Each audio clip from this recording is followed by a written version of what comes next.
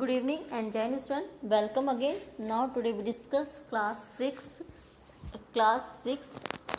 chapter 4 key elements of democratic government. In this video we discuss resolving conflict and equality and justice. Now resolving conflict. Conflict occur when people of different cultures, religions, reason or economic background do not get along with each other, or when some among them feel they are being discriminated against. Because कहीं ना कहीं democratic government में किसी भी conflict, किसी भी problem को solve करना इजी होता है. बिकॉज किसी भी कंट्री लाइक आवर इंडिया, यहाँ पे डाइवर्सिटी बहुत देखने को मिलती है. डिफरेंट रिलीजन, कास्ट, क्रीड के लोग हैं और सबका कल्चर अलग है. ऐसे में कन्फ्लिक्ट होना ईजी बहुत ईजी चीज़ है ना. तो इन सब चीज़ों को ऐसे में इस प्रॉब्लम को सॉल्व करने के लिए डेमोक्रेसी एक बेस्ट वे है.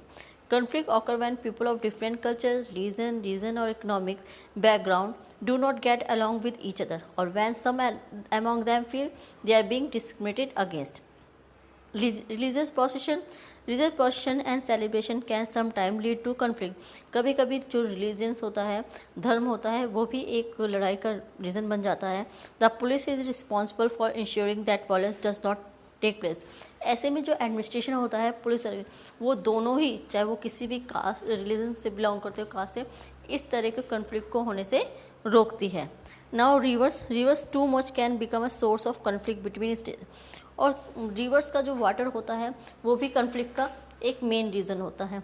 बिकॉज कोई भी रिवर एक स्टेट से निकल कर दूसरी स्टेट में जाती है ना. अ रिवर में begin in one state, flow through another and in a third.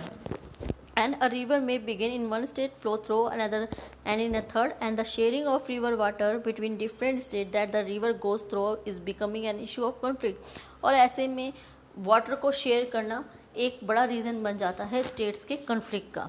और इसको रिसॉल्व करने का काम कौन करती है? सेंट्रल गवर्नमेंट करती है, डेमोक्रेटिक गवर्नमेंट करती है, जो इस तरह के दोनों ही स्टेट्स को प्रॉपर वे में वाटर मिल सके, इक्वल वाटर प्रोवाइड करवाती है. Now equality and justice.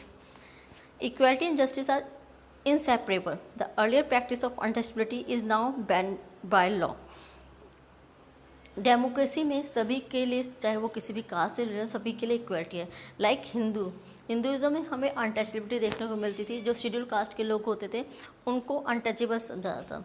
ऐसे में हमारा जो कॉन्स्टिट्यूशन है वो सबको इक्वलिटी देता है, यानी किसी को भी किसी बेस पे डिस्क्रिमिनेट ना करा जाए उसके कास्ट या रिलीजन के बेस पे.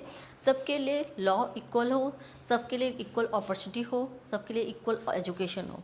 सो the government make special provision for group with in society that are unequal. इस रीज़न से गवर्नमेंट ने कुछ ऐसे प्रोविज़न बनाए जिससे सभी को इक्वल रखा जा सके. Right to equality, right to freedom for our constitution. हमारे कॉन्स्टिट्यूशन में right to equality, right to freedom दिया गया है, जिससे सभी जितने भी कास्ट हैं, जो भी, चाहे शेड्यूल से हो, चाहे ओबी से हो, चाहे जनरल, सबके लिए इक्वल अपॉर्चुनिटी होगी, इक्वल एजुकेशन होगी, सभी को सभी प्रकार की आज़ादी होगी.